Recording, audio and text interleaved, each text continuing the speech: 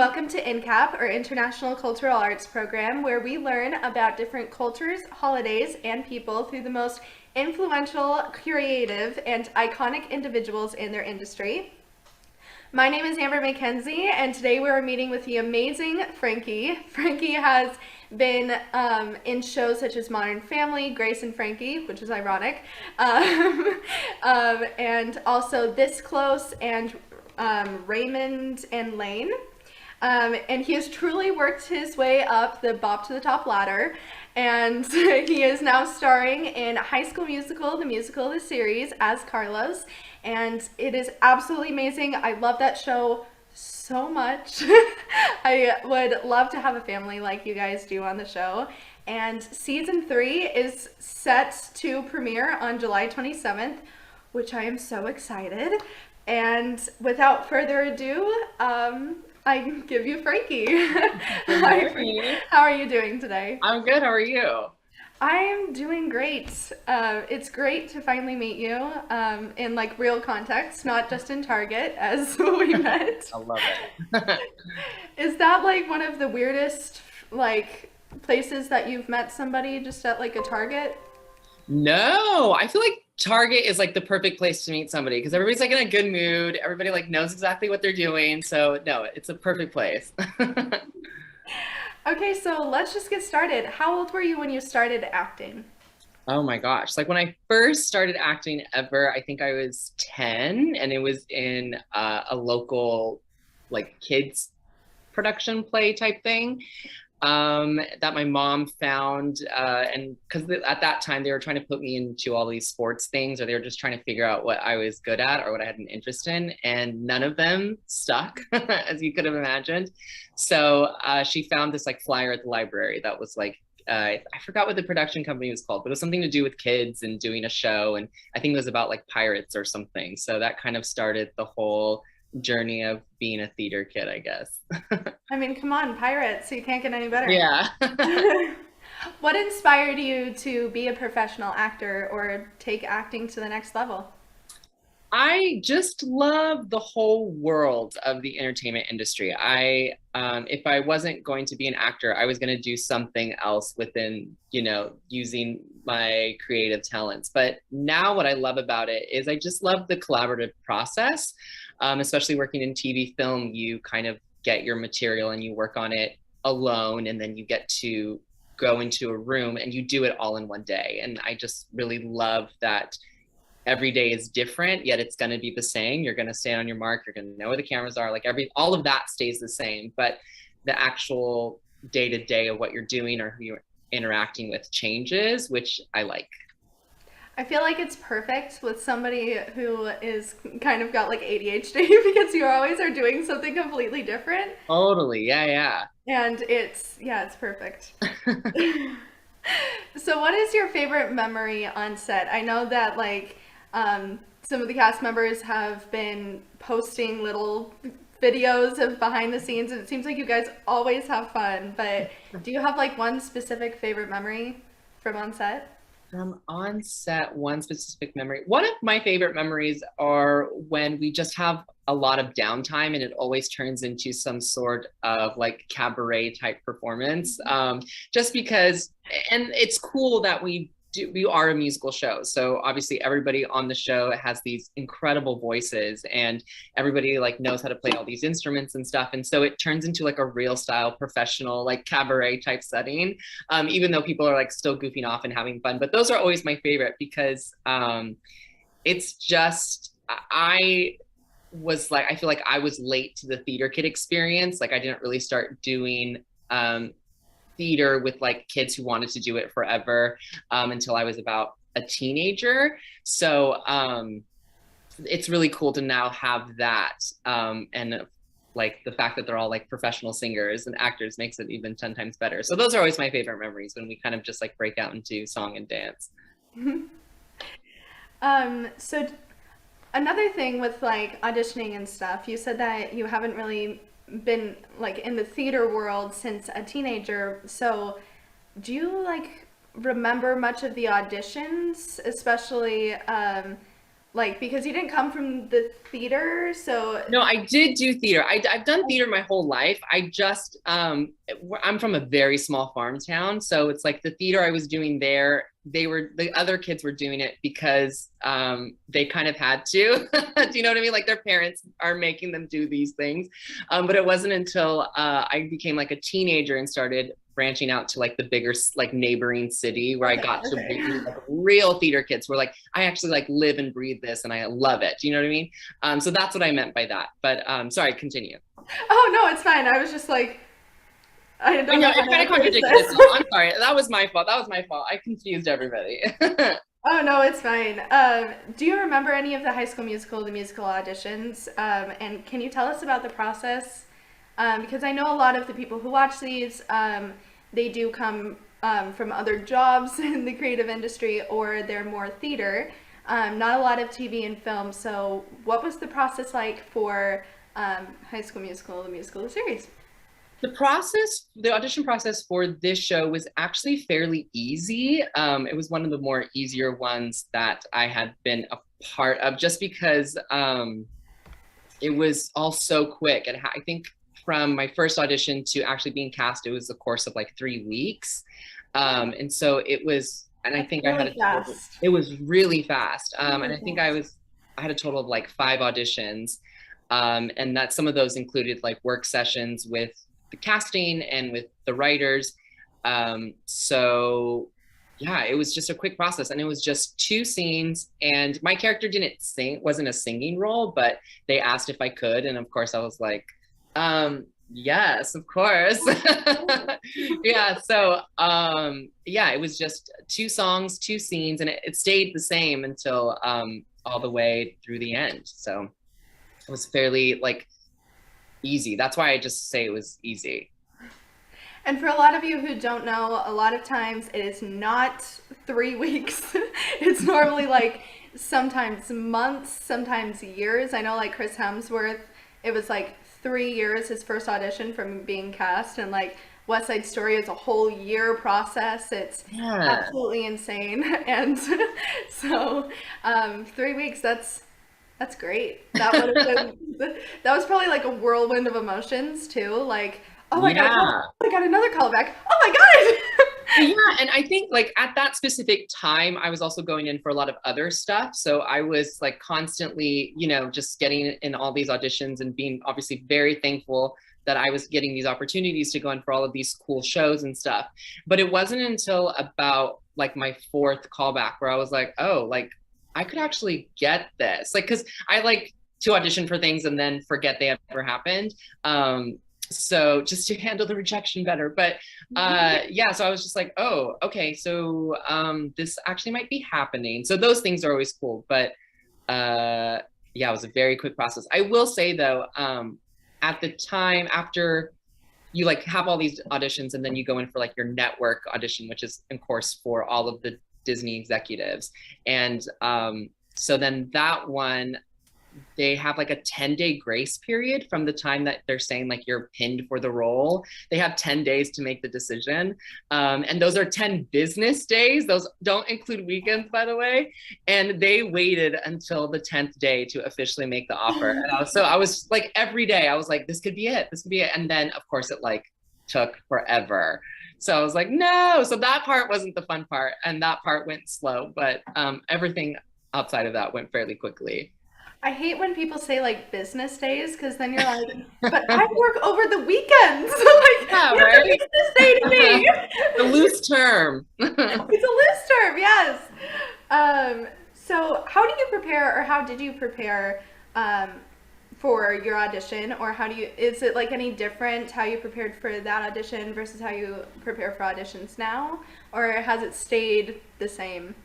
I think it relatively stays the same. I think when you are auditioning a lot, you're in good practice. And so my thing is I try to get memorization out of the way so I can just memorize it and then actually start working on it.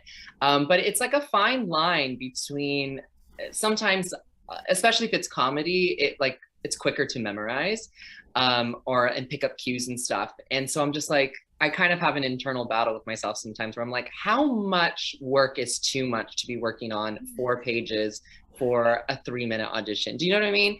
So I try to like just find the balance of being just fully prepared, but you don't want to be over prepared just in case you get new pages the night before, or just in case you get a direction. You don't want to be like so married to what you prepared that you can't take a no in the room. So I think for me, I just try to be as prepared as possible, but that like teetering that fine line of like not being too prepared. It's a weird process. Do you follow a specific technique? I feel like that's like a very cliche thing to ask because I don't feel like I specifically do a specific technique. I feel like I'm a mixture of certain techniques.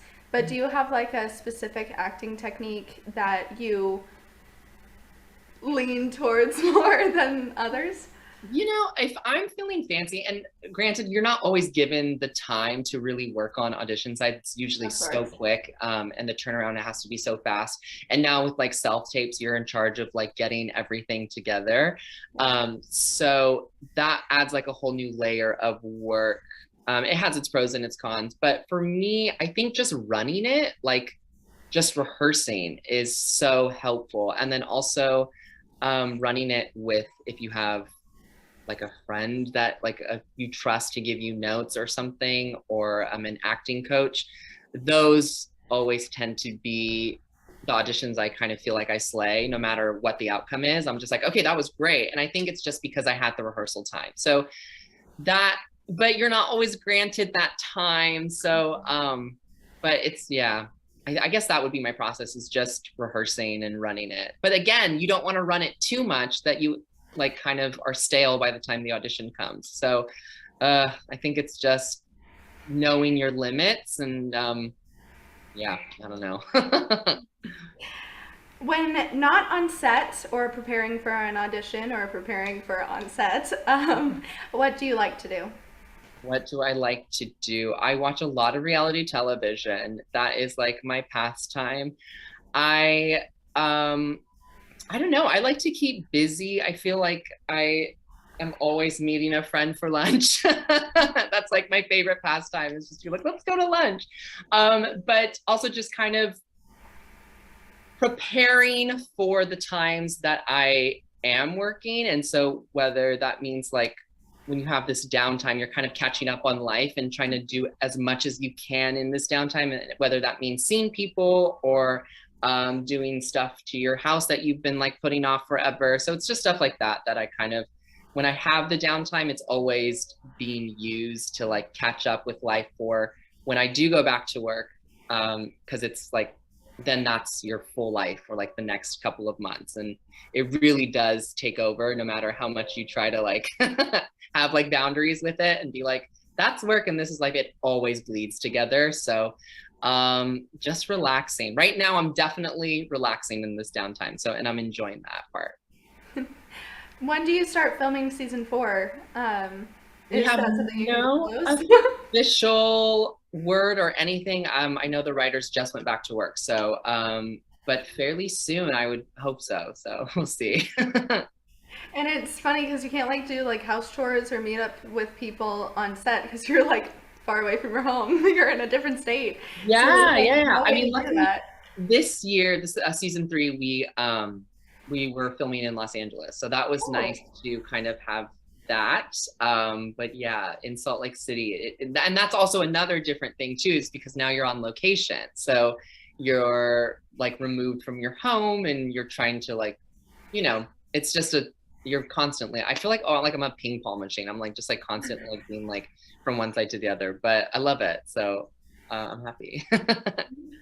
yeah, acting is something that I absolutely love. It's my dream, but I also love to work with different foundations. And Mm. like when you get an audition that's or like a job that's out of state, it's kind of hard to work with foundations. And luckily, I was talking with Make a Wish earlier this month, and I'm like, I'm finally the age that I can be a wish granter. But if I'm on set, on location, what do I do? And they're like, luckily for you, COVID just happened and everything's online. And I'm Yeah. like, yes, at least I can take them with me. Well, not literally, but like No, totally. computer. One thing I've learned about like being in this acting world and the constant changing of schedules is that it will always work out. Like no matter what's going on and how stressed, like just know it will work out. So and people are most likely willing to accommodate, like her saying, like, you know, you can take it online. So yeah, don't stress out about that. That's Yeah, no. whatever. So one of my favorite scenes of yours is actually like your first scene where the principal asks you, it's not the complete line, but I know I'm going to fudge this up, but it's he says something like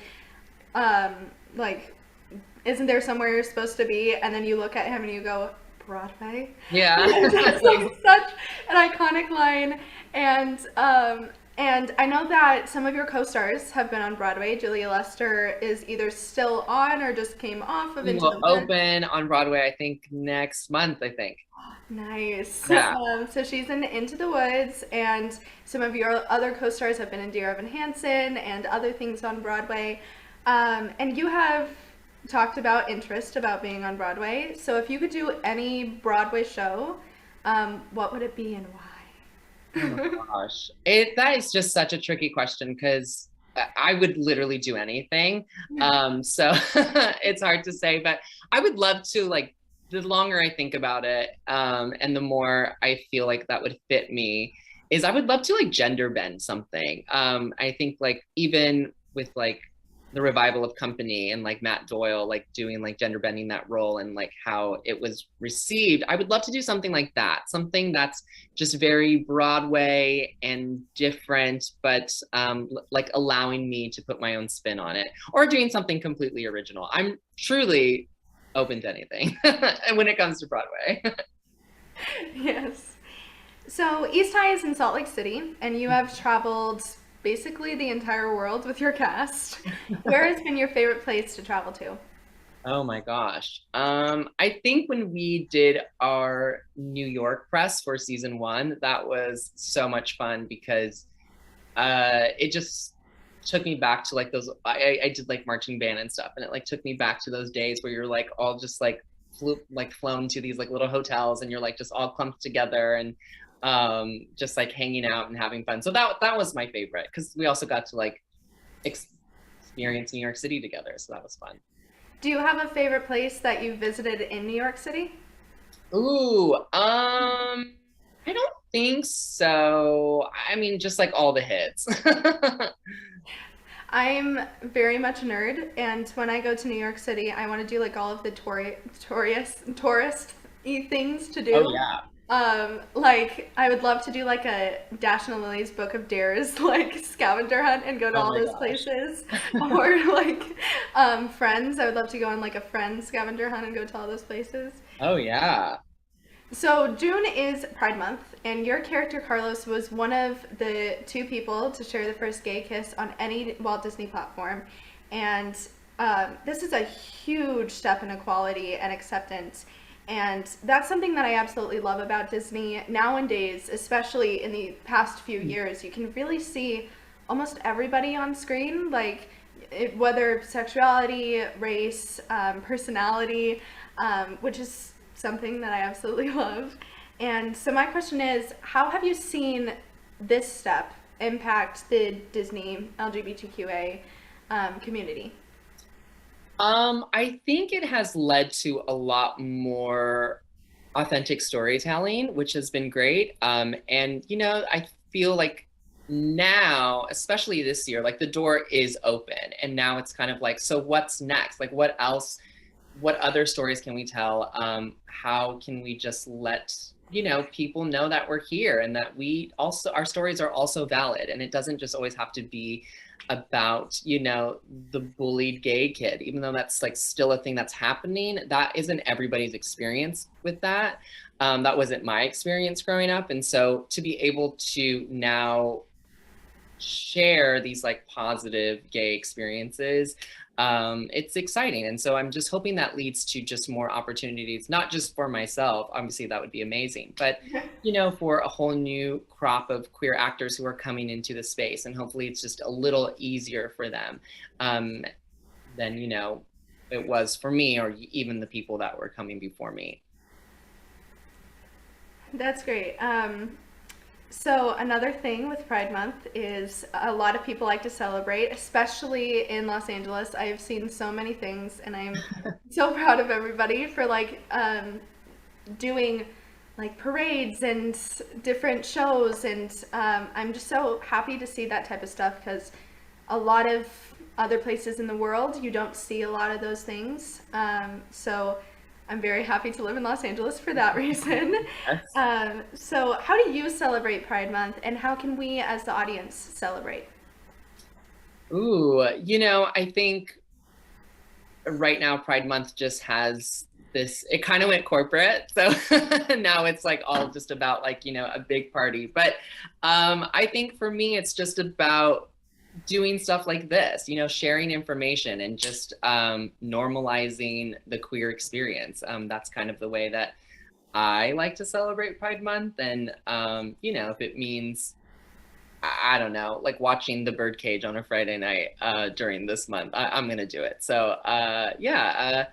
And how would I like other people to celebrate, or how should we all celebrate? I just think for anyone, and I don't think this is just like limited to like the queer experience, but I think a whole month to kind of check in with yourself and be prideful of who you are and what you're representing and what you're showing to the world. I think that's amazing. Yeah, of course. So Disney, for so many people, including myself, is a company that has impacted so many lives, and a lot of people have grown up watching. What was your favorite movie of Disney's growing up, and has it changed from present day? Oh my gosh. Well, I grew up in like the Renaissance era of Disney, so it was like a lot of Aladdin and Little Mermaid, and I guess I was like on the later end of that. So, I don't know. I really love Aladdin, but I also like love Hercules, and I love like any Disney princess thing. So, that's a hard one for me to pick, but I guess if I had to pick one, I think I can always sit down and watch Aladdin. Do you relate to any Disney character like more than another? Ooh, I kind of have always felt like I related the most to Ariel from The Little Mermaid, where she's like kind of a part of this world that she lives in, but she's always wondering what else is out there. And, the people around her are saying it's dangerous, like don't go out there. And she like finds the courage to like just go out there and figure out what the other worlds are and finds out that it's like not as scary as people have told her. So, I absolutely love Disney productions, as you can tell, because I obviously have been talking about Disney a lot. So, the Disney lot is beautiful. I live like right next to the Disney lot, and every time we go anywhere and we have to go by Disney, I'm always like, Mom, can you just circle around once? Just a circle. And we do. Did any of, sorry, did you film any of the High School Musical, the musical, the series episodes or clips on the Disney lot, or was it just on location? We were on location. We didn't film anything there, but we have done a lot of like cast meetups there, or if you're called into the office to talk about a specific thing, you'll most likely go to the Disney lot, or yeah, but it is a beautiful lot, and it's so every time I'm there, I like kind of take a little longer walking back to my car so I could like just kind of like mosey around. But no, I love that lot. But no, we did not film anything there. I'm so excited for like when they start opening up tours again, because one of my favorite things to do in Los Angeles is the Warner Brothers tour. Okay. And we just moved here over COVID time, and so that's when they shut down the tours. And I Oh. was so sad because I was like, I want to do the tour so bad. So Yeah. hopefully one of these days. So as an actor, there are obviously a lot of people who have inspired your journey. Who is an actor that inspires you? An actor that inspires me. I mean, it's constantly changing, and I find different inspiration through different people and things that they're doing. For me, in terms of like acting, I've always admired the people that are able to marry the worlds of like Broadway and TV film. So if you think like Sean Hayes or like a Kristen Chenoweth, who have done basically all of the big entertainment mediums at a very like successful level. I think those are always the careers that I'm just like, oh, that's the ultimate dream. Yeah, and those worlds are colliding more and more. We were Yeah, which watching is the nice. Tonys. Yeah, I was watching the Tonys with my mom, and she was like, "Does it seem like a lot more film actors are doing Broadway right now?" And I'm like, "I don't think so, but I guess." Yeah. But like with Hugh Jackman, the Music Man, Jesse Tyler Ferguson, it was really nice to like see a couple of faces that Yeah, I totally. know. Yeah. So, not a lot of people know this, but you started out on shows like Modern Family, Jesse Tyler Ferguson, I literally just talked about him, that's weird, Yeah. and Will and Grace. But what is something that you would want to do next if you, I know as an actor you can't really like say, this is what I want to do next. And, Yeah. but if in some dream world you could figure out what you want to do next, what would you want to do? Another TV show, a film, rom-com, superhero? Yeah. Um, I mean, selfishly, I want to say everything. And I think now as an actor, you're kind of like granted the opportunity to really dip your toes in as many different genres and things that you want to do. But yesterday, I went to the Oscar Museum for the first time here in LA, love the and museum. it was so nice. I'm like so glad that exists. And I was like, I kind of want to be in a movie.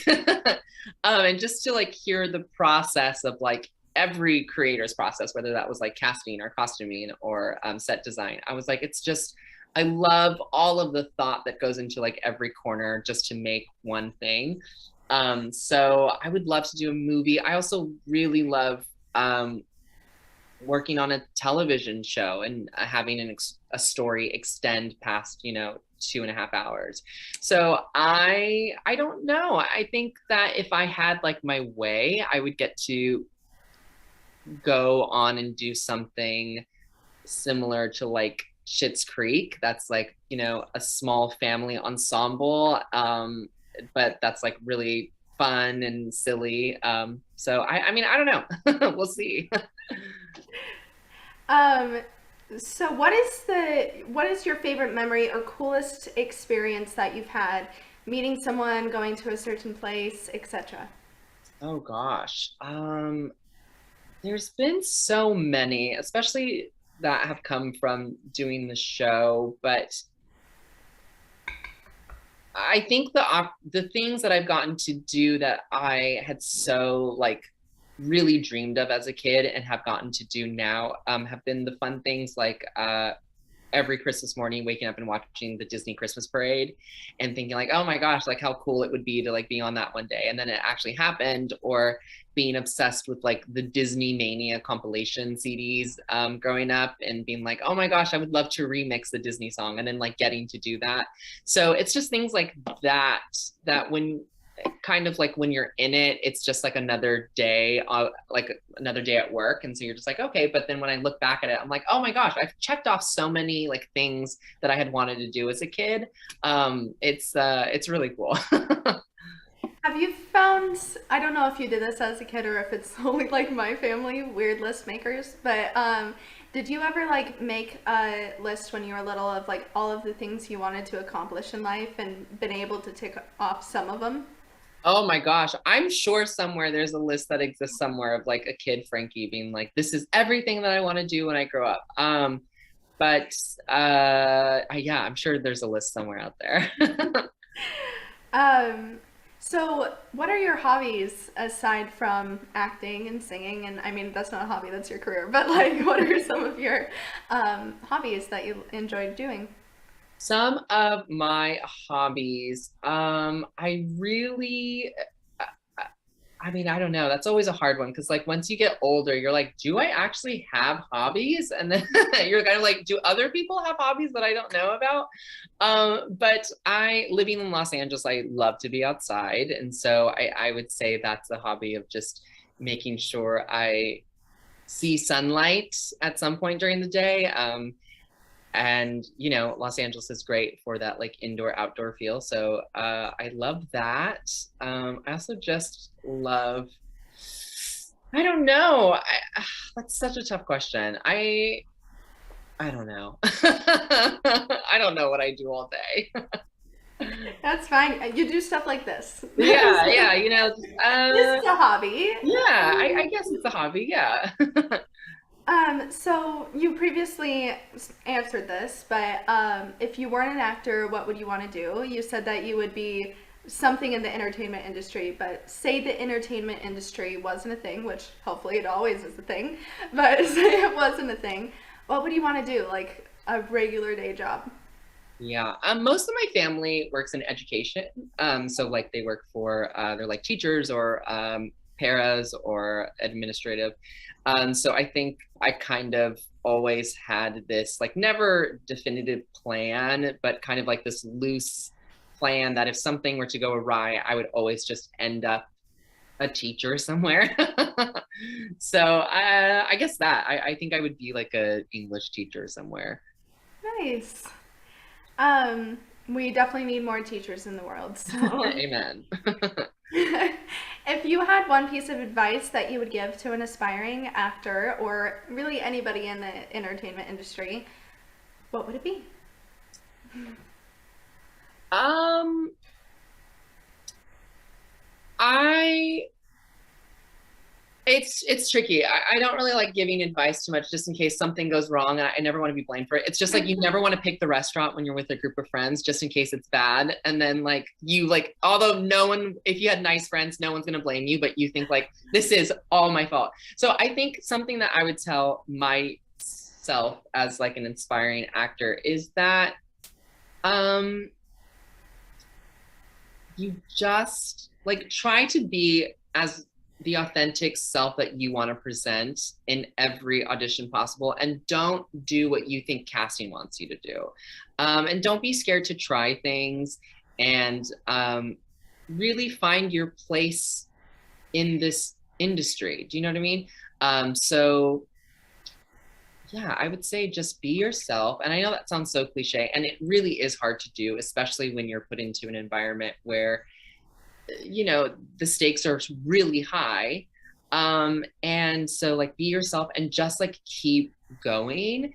And the hard part that you think is in the world of acting, like the rejection, is actually probably the easiest part. The hardest part in acting is the waiting. And so just get used of sitting in the wait, and don't put so much pressure and anxiety on yourself to like be all these things. What's meant for you is meant for you. And just be yourself and have a good time, have fun. Oh my gosh, this like whole career should be like fun. So just have as much fun as possible. Well, it was absolutely amazing meeting you. But if people want to follow you or follow your career path, how would they do so?